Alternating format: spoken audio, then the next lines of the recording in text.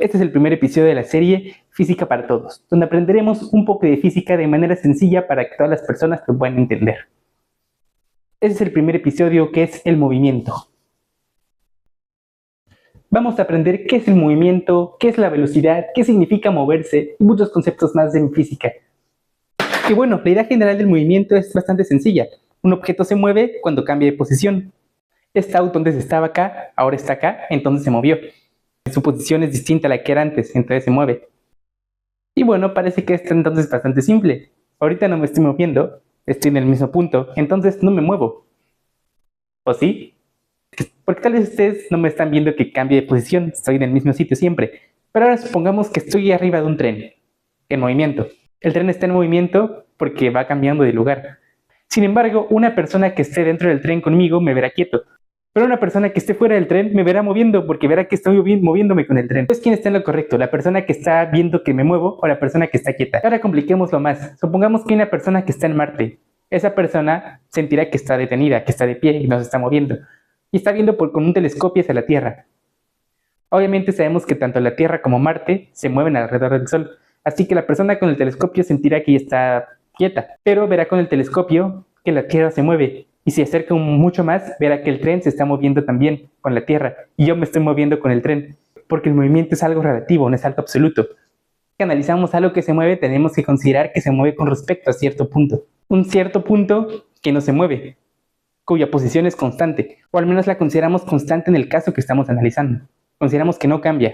Por ejemplo, si suponemos que el punto que tomaremos como referencia es este árbol, entonces suponemos que este árbol no se va a mover. Porque no se va a mover. Y ahora una persona que está junto al árbol va a decidir moverse 2 metros hacia la izquierda del árbol. Se aleja 2 metros del árbol. El punto de referencia que toma es el árbol.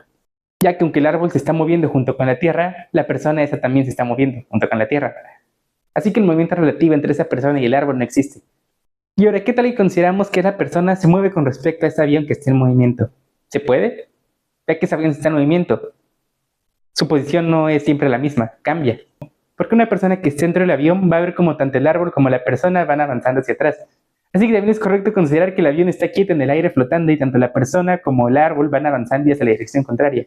Porque el movimiento es relativo, no hay ningún movimiento absoluto ni ninguna posición absoluta. Porque en el espacio no hay una arriba, una abajo, una izquierda, una derecha. Son todos concepciones humanas diseñadas para ser más fácil cómo estudiamos el movimiento. Y cualquier análisis que hagamos estará correcto siempre y cuando elijamos nuestro sistema de referencia adecuado.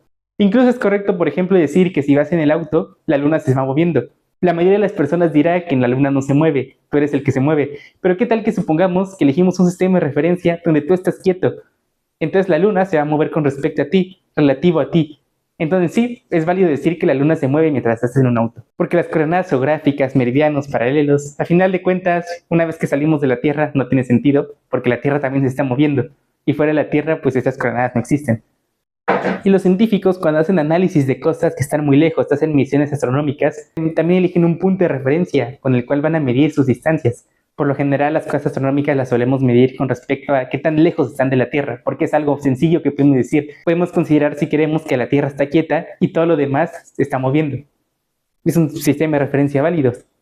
Ok, ahora que entendimos eso, podemos entender qué es la velocidad, aceleración y más contextos de cinemática que nos interesaría aprender. Primero, la velocidad. Y podemos pensarla con la velocidad como aquella magnitud que nos indica qué tanto se mueve un objeto en cierto periodo de tiempo. Entre más se mueve un objeto en un periodo de tiempo dado, su velocidad será mayor. Entre menos se mueva, entre menos se desplace, menor será su velocidad.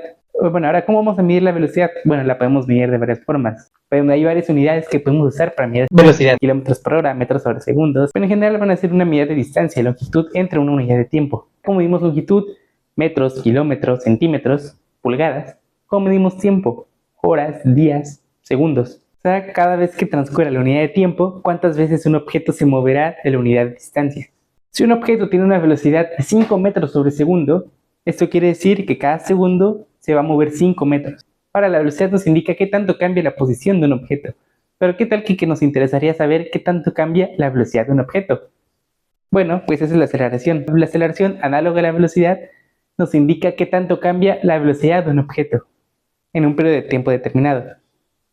Y ahora, si un objeto disminuye su velocidad, coloquialmente se dice que frena, pero también es una aceleración, solo que una aceleración negativa si lo queremos ver de esa manera.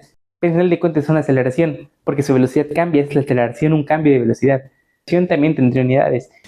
Y análogamente, si la velocidad tenía unidades de distancia divididas entre unidades de tiempo, porque nos dice cuánto cambia la posición, o sea, cuánta distancia recorre en un tiempo determinado. Entonces, ¿qué podemos esperar que sean las unidades de la aceleración? Pues unidades de velocidad divididas entre unidades de tiempo, o sea, unidades de distancia entre unidades de tiempo, entre unidades de tiempo otra vez, que lo podemos expresar como unidades de distancia entre unidades de tiempo al cuadrado. Si un objeto tiene una aceleración de 5 metros sobre segundo al cuadrado, por ejemplo, significa que cada segundo su velocidad va a aumentar 5 metros sobre segundo. O sea, en el segundo 0, tal vez su velocidad sea 0, no se mueva. Pero en el segundo 1 ya tendrá una velocidad de 5 metros sobre segundo. En el segundo 2 tendrá una velocidad de 10 metros sobre segundo. Y en el segundo 3 aumentará otros 5 metros sobre segundo, por ende su velocidad será de 15 metros sobre segundo. Es la aceleración, simplemente aquella magnitud que nos dice qué tanto esperamos que cambie la velocidad de un objeto. Bueno, ya hemos dicho que el movimiento es relativo, no hay un movimiento absoluto, depende de nuestro sistema de referencia. Bueno, con la velocidad de la aceleración también es relativo.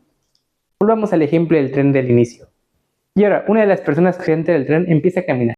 La otra persona que está dentro del tren con él ve que se camina a 5 metros por segundo. Sin embargo, ¿qué pasa con la persona que está fuera del tren? Supongamos que el tren va a 50 metros por segundo. ¿A qué velocidad va a ver la persona que está fuera del tren moverla a la persona que está dentro y está caminando? Ya que como van a la misma dirección, 55 metros por segundo será la velocidad que vería la persona de afuera que se mueve la persona que está caminando. Si por el contrario la persona que está dentro del tren se moviera a la dirección contraria, entonces la persona que está afuera vería que el tren se mueve muy rápido, pero la persona que está caminando va retrocediendo, va caminando en contra de la dirección del tren. Entonces contrarrestaría un poco el movimiento del tren y la persona de afuera simplemente lo vería a 45 metros por segundo. A la velocidad del tren le restaríamos la velocidad de la persona que va caminando. Ahora supongamos que la persona que está fuera del tren empieza a correr a la misma dirección que el tren y corre a 10 metros por segundo. Entonces, ¿a qué velocidad verá que el tren avanza? Bueno, el tren avanza 50 metros cada segundo, pero la persona avanza 10 metros cada segundo.